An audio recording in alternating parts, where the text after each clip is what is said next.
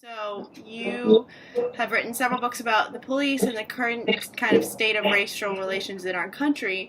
So what originally inspired you to write, well, the book last year, but then the original one in 2003, is that correct? Yes, Okay. What inspired you? Well, the one in 2003 was inspired by the very tragic shooting of a West Ghanaian immigrant in New York City in 1999, Amadou Diallo. This Okay. was the famous 41 shots case. And it was a really horrific shooting, but it spawned a narrative that took over public discourse and above all the New York Times, Yeah. which ran 3.5 articles a day claiming that the New York Police Department at that time was in an extraordinarily brutal state, that the Amadou Diallo shooting was representative of a police department out of control. And I looked into the facts and found that the opposite was the case, that shootings were at its lowest level in New York Police Department history. And going out to the Bronx neighborhoods where Amadou Diallo had been shot, I found a lot of support for the police. So that was when I first became aware of the disjuncture between the typical media narrative about policing and what is the reality in the streets in the communities that are most affected by crime. The most recent book, The War on Cops, was really inspired by the whole Black Lives Matter narrative and the movement that began after the shooting of Michael Brown in Ferguson, Missouri in August of 2014. And that was an even more violent and sort of totalizing narrative that said that policing in America was shot through with racism and that we were living through an epidemic of racially biased shootings of black men on the part of police officers.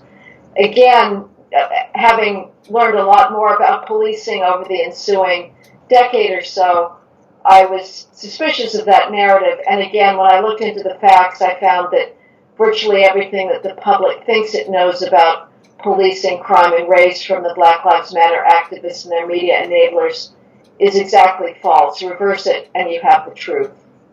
So how did you conduct the research in both of those books?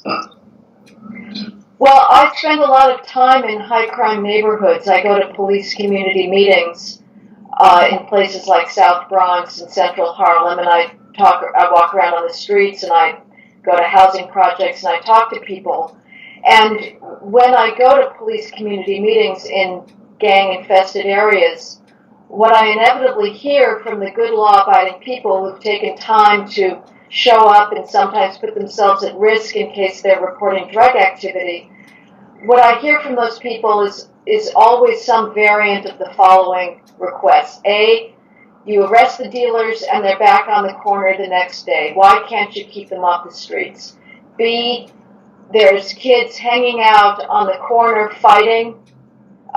Whatever happened to truancy and loitering laws? Why can't you get them off the corner? C, there's kids hanging out in my building lobby smoking weed and selling drugs. I'm terrified to go down to pick up my mail. I spoke with an elderly cancer amputee in the Mount Hope section of the Bronx, Mrs. Sweeper, who said to me, "Please, Jesus, send more police." Because the only time she feels safe to go out of her apartment is when the police are there. These are the people who deserve to be heard by the public, but their voices are systematically suppressed by the mainstream media that is committed to the narrative of biased policing.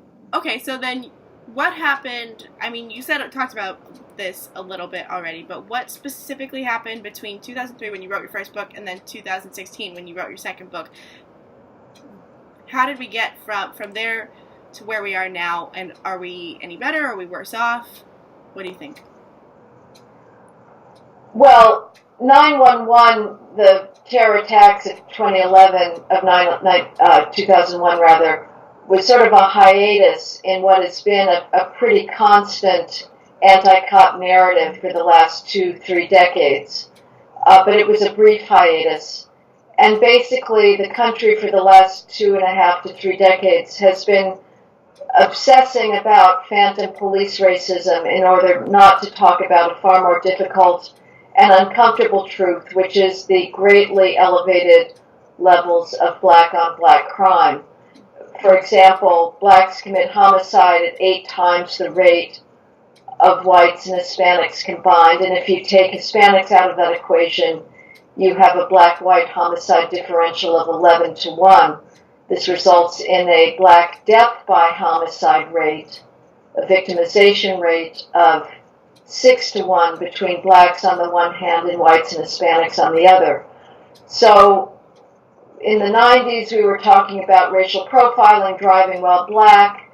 The 2000s was just sort of a steady state. In New York City, we went through a trilogy of lawsuits against the New York Police Department, charging that its stop, question, and frisk policy was racist. But in the second term of the Obama administration, the rhetoric coming out of the White House became particularly, I think, mendacious. And Obama routinely spewed out misleading and phony statistics that he claimed made his case that the police were biased and indeed lethally biased. 3 hours before, 5 cops were assassinated in July last year of 2016 by an assassin who was inspired by Black Lives Matter ideology and whose goal was to kill white people in general and white cops in particular. 3 hours before that assassination, President Obama saw fit to take time off from a presidential delegation to Poland to reel off his usual list of statistics that he thought showed that policing was biased. One of those statistics was that blacks are arrested at twice the rate of whites. I've never seen that particular statistic, but I'm ready to concede it because, again, remember that blacks commit homicide at 11 times the rate of whites, and other forms of violent felonies, whether it's robberies or aggravated assaults and shootings, are just as disparate. But amazingly, after those 5 cops were assassinated, clearly because of this false Black Lives Matter narrative, at the memorial service for the 5 Dallas officers, President Obama had the gall to say in that service that black parents were right to fear that their kids could be killed by a cop every time they go out on the street simply for doing something stupid. To give you a sense of how completely preposterous that claim is, look at Chicago last year, which was a prime example of something that I've called the Ferguson effect, and we can discuss that later. But basically, the cops in Chicago have all but stopped doing discretionary, proactive policing that aims to prevent crime. They're not making pedestrian stops any longer. They're not getting out of their cars to question a suspect acting suspiciously on a corner. They don't have to get out of their cars. They can drive on by, and that's what they're doing. Well, as a result of that drop in proactive policing, crime in Chicago is through the roof, as President Donald Trump has repeatedly and absolutely justifiably pointed out. Last year in Chicago, 4,300 people were shot. That's one person every 2 hours. The vast majority of those 4,300 shooting victims were black. Now, if you believe President Obama, and those include 24 children. So if you believe President Obama and the Black Lives Matter narrative movement, you'd think, boy, those Chicago cops have been very busy shooting black people because that's who the victims are. In fact, last year, the cops shot 25 people, virtually all armed or dangerous. That's 0.6% of all shooting victims. So this narrative that President Obama has been putting out there is completely false. Where did he get the statistics that he would purport in his speeches then? Do you know? Well, again, it may well be the case that blacks are arrested at twice the rate of whites. What President Obama fails to do and what his Justice Department failed to do was take into account crime rates. The proper benchmark for policing is not population ratios, it's crime. It's the incidence of crime where people are being victimized and where criminal offending is occurring, because policing today is data-driven. Police go to where people are most being hurt. They don't look at race, they look at where there's people being robbed, where people are being shot, and that is overwhelmingly in minority neighborhoods. So we never heard from President Obama facts like the following, which are essential if you want to understand patterns of policing. In New York City, for example, blacks are 23% of the population, but they commit 75% of all shootings. Add Hispanic shootings to black shootings in New York City, and you account for 98% of all shootings. How do we know that? That's what the victims of and witnesses to those shootings tell the police. Those victims and witnesses are themselves overwhelmingly minority. Whites in New York City are 34% of the population. They commit less than 2% of all shootings. So we shouldn't be surprised that when the police make arrests or when they make pedestrian stops, questioning people after there's been a drive-by shooting, they are in minority neighborhoods because that's where the crime is occurring. That is the analysis that has been completely left out of the indictment against the police for the last 8 years. Okay, so let me ask you a question then. Now that we have a new administration, how is that different? So I remember you talking in the last administration about how their very negative narrative of policing tactics really affected how our country viewed policing. So is that different now that we have a different administration? Well, I think it may be. I mean, Trump clearly understood that the false narrative about policing was taking black lives. I mean, the irony of the Black Lives Matter movement is that they have never once protested the thousands of blacks who were killed every year by other blacks. In 2015, as a result of, again, what I've called the Ferguson effect, which is the depolicing that has come about thanks to the Black Lives Matter narrative, there were an additional 900 black males who were killed compared to the previous year, raising the black homicide toll to 7,000. That's compared to 5,000 white and Hispanic homicide victims combined.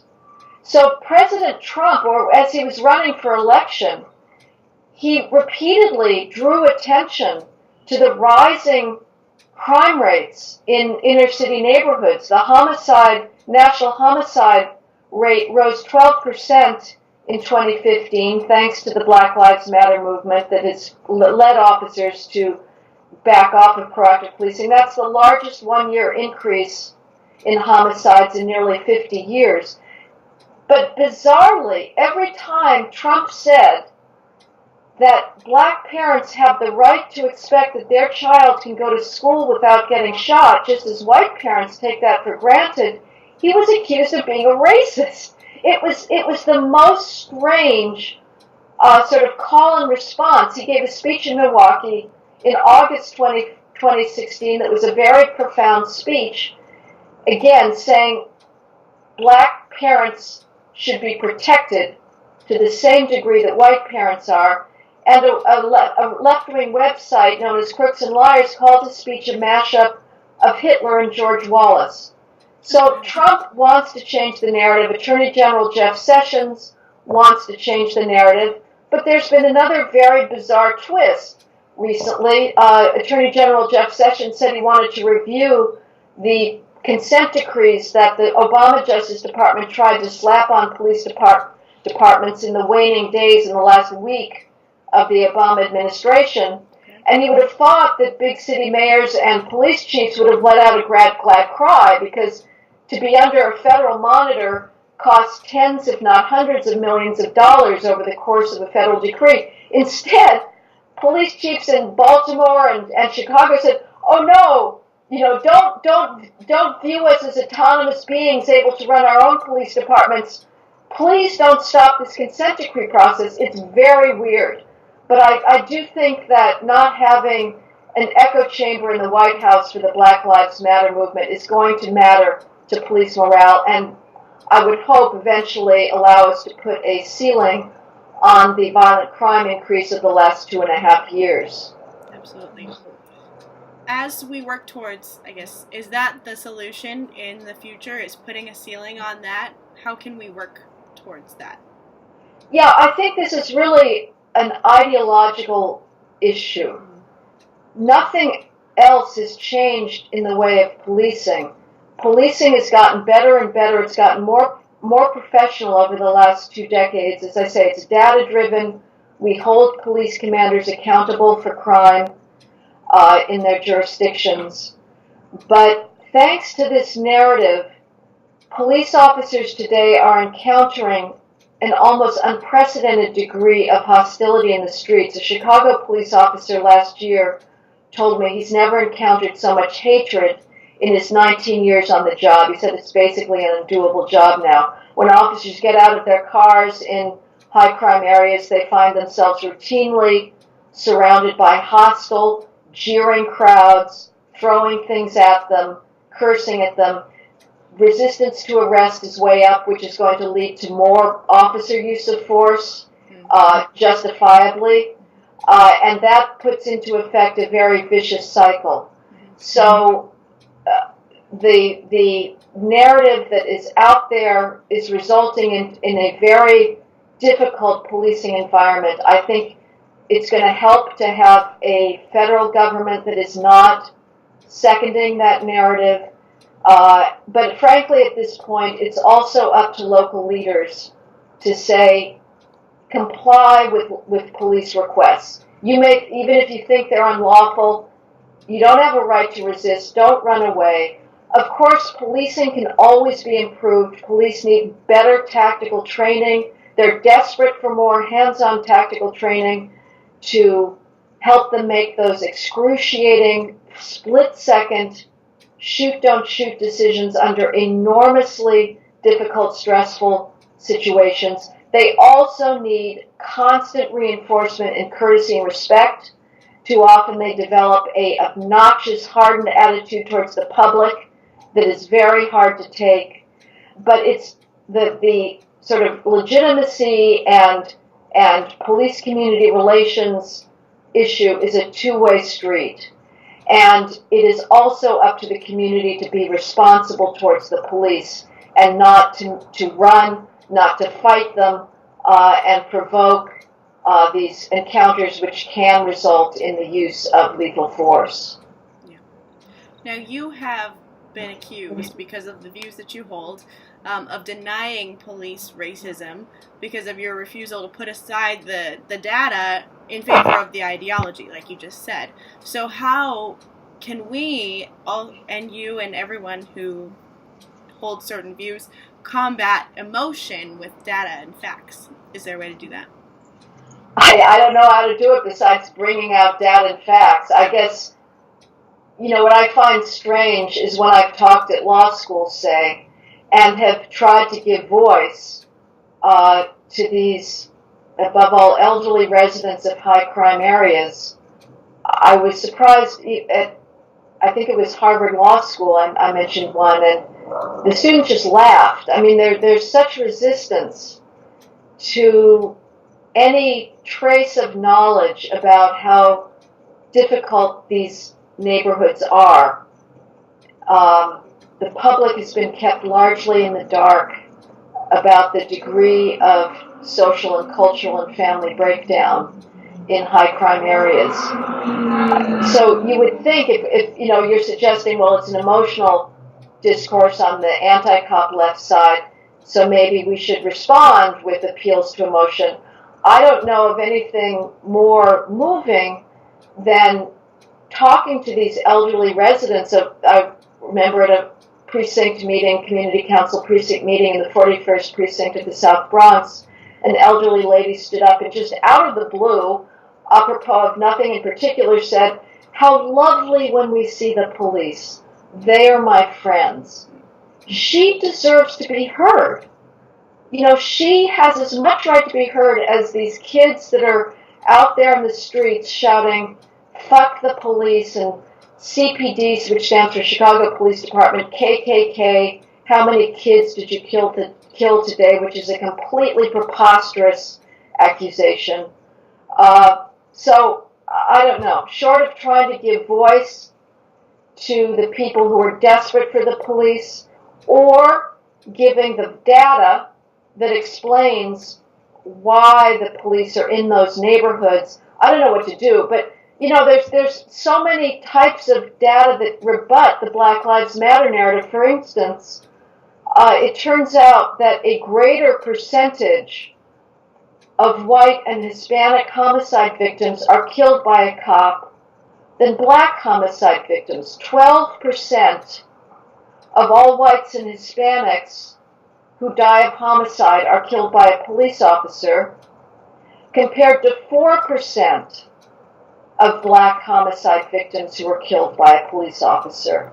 And a police officer is 18 and a half times more likely to be killed by a black male than an unarmed black male is to be killed by a police officer.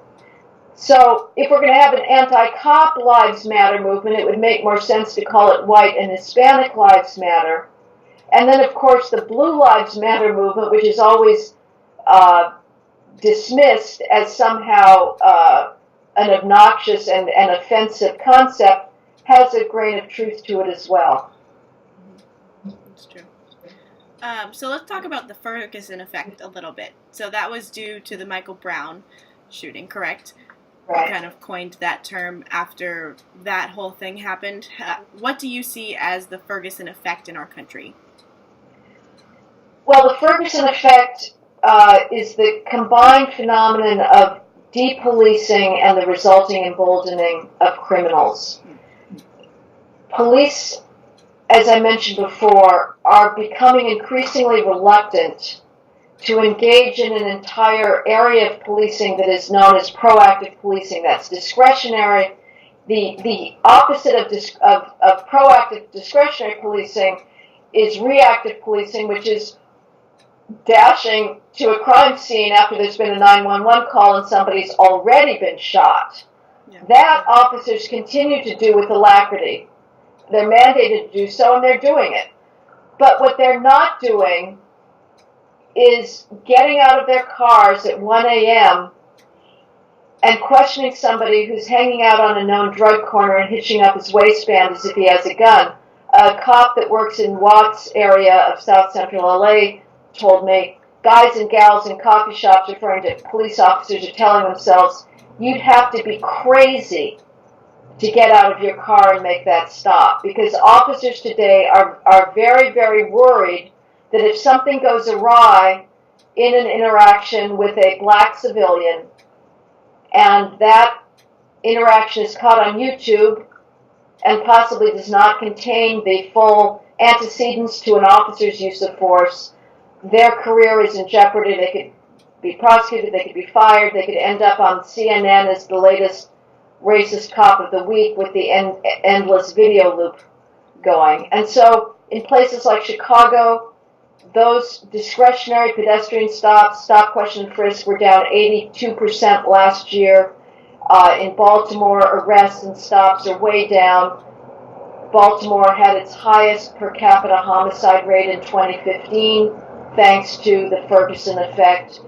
Homicides have remained at an equally high level in 2016 and the first 3-4 months of this year. So what's happening, again, is, above all, it's black lives that are being taken. The violent crime increase, which Donald Trump, again, pointed to during the election. And amazingly, every time he talked about it, President Obama dismissed it as just a blip in a few cities. Basically, what Obama was saying is black lives don't matter because the primary victims of this 1 year, the largest 1 year increase in homicides that we had in 2015, likely repeated in 2016, the primary victims are black. Whites so far have not been so much the victims of this homicide increase and the Ferguson effect. Chicago, the violent crime is starting to bleed into the Gold Coast and the Magnificent Mile, but in the rest of the country, things are holding stable. So, again, it's the ironies of this moment are extraordinary because nobody from the Black Lives Matter movement is protesting, and in fact, they're doing everything they can to deny that violent crime is going up. interesting.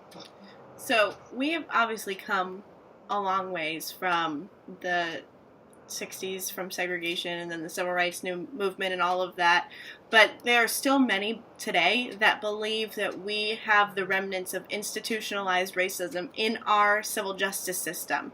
So are there any statistics to prove that to be true or false, or why do people believe that? Well, they believe it because they're reluctant to look at the difficult truth of elevated rates of black crime that is the single driving factor for black incarceration rates and arrest rates. But criminologists, who are a very liberal profession, have spent decades trying to show that the overrepresentation of blacks in prison is due to criminal justice system racism. And they have failed. Liberal criminologists like Robert Sampson and Michael Tonry have been forced to conclude that the overrepresentation of blacks in prison is due to their rates of violent offending. It is also not the case. I'm sure every college student today has had to read Michelle Alexander's new Jim Crow as their summer reading list before they enter college. She has a preposterous thesis which says that the war on drugs was started as a way to reinstitute segregation and Jim Crow, and that it is now the new Jim Crow, as her book is titled. That again is completely false. The impetus for a stepped-up war on drugs came from law-abiding residents of black communities who felt the pall of open-air drug markets. The federal crack penalties were elevated at the instigation of the Congressional Black Caucus, and the overrepresentation of blacks in prison has nothing to do with drug enforcement. You could remove all drug offenders from the federal and state prison system, and the percentage of blacks in federal and state prisons would drop from 37.6% to 37.4%. In other words, drug enforcement has no bearing whatsoever on racial disparities in incarceration. So then, moving forward from here, you mentioned earlier that we could have local leaders show more respect for our police force. Is there a way for us to work as grassroots how can people get involved, basically, to try to repair our relations with the police moving forward? Wow, that's an interesting question. I mean, the police can always take help. There's some wonderful programs that the police officers run. The Explorers program, which is a version of Boy Scouts, takes kids from urban areas and teaches them about policing, brings them into station houses or precincts. I don't know if that program takes volunteers, but that would be a wonderful way to start. Obviously, officers always appreciate just getting a word of support from people in the community, although to be honest, they also develop those hardened demeanors because the crap that they take on a day-to-day basis is beyond belief, and they end up getting hardened. But I don't know. I mean, I guess perhaps maybe spending some time attending police community meetings in high crime areas as I have, and give yourself a first-hand look at what those people are up against and their fierce desire for public order, and then maybe take that knowledge back to your community, because especially among young people and young students, it is absolutely de rigueur to embrace racial victimology, but the people who are most hurt by that ideology are its alleged beneficiaries, and it's the good law-abiding people in high crime areas who really never have a voice. Well, I hope that we can continue to give them one. And I really appreciate all the work that you're doing. It's wonderful. Yeah. Do you have any other books on the horizon, do you think? Well, I've written always a lot about university culture, which is something that is very close to my heart, since I really believe in that universities are could be the most wonderful institution. They have the most profound obligation and luxury of curating civilization, but they have betrayed that duty and legacy by embracing identity politics, racial victimology, preposterous feminist victimology, and it's a tragic loss, I think. So I've been writing on the universities for a long time, and maybe we'll put something together on that front. Not that I have any hopes there. I'm very pessimistic. I think that the spread of the diversity bureaucracy is absolutely dedicated to brainwashing the most privileged human beings in the world, which are those who are attending American colleges, into thinking of themselves as victims. A greater portion of the faculty is committed to reading the past as one long drama of oppression and ignoring beauty, and not teaching students to be down on their knees in gratitude before these great works. So I don't really see how we turn it around, but it's still worth mocking at every opportunity. Well, I suppose there's that. Might as well laugh at it if there's nothing else to do. I know. Yeah. All right. Well, since we are a publication made up of mostly millennials and have many millennials in our audience, what would your advice be to our generation about fighting for the truth? After that, besides mocking it. Just stop the victim crap. This is just absurd. For any white female to go around thinking she's a victim? Are you kidding me? I graduated from college in the 1970s, 78. If there would have been sexism, maybe it would have been in the 70s. I was at Yale and had not been co-ed that long. There was not a shred of discrimination that I've ever experienced. And in fact, to be a female today is to be the constant beneficiary of gender quotas. Let's be honest. There's not a single elite institution that is not trying to hire and promote as many females as possible. And of course, that goes for blacks and Hispanics as well. So, for God's sakes, if you're at all tempted to think of yourself as a victim, get over it. There are so many opportunities out there that you can seize and should seize, and I hope you seize in college by reading as much as you can. But when you see people claiming to be oppressed, ask them, really, come on. You have to be an American today, with the technology we've got, the clean water, the public health, the affluence that everybody has, we all have our little smartphones, is to have the world at your fingertips. It's true. It's very true. Yeah. All right. Well, thank you very much. I really appreciate it. you taking the time.